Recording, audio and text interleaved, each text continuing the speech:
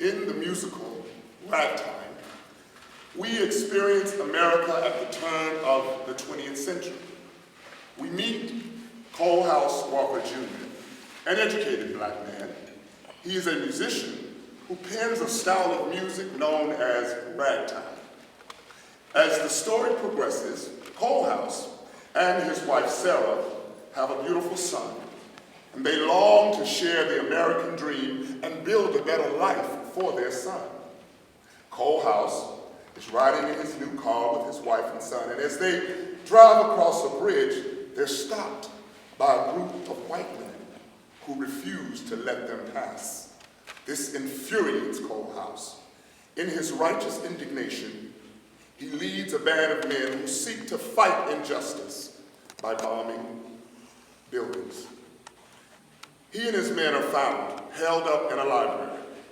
They are surrounded by the police, and Colehouse realizes that his death is imminent. He says to his men that violence will solve nothing. He tells them to never give up the fight, but fight with the power of the pen. He charges them to change society through the power of their words by telling their children their story. Make them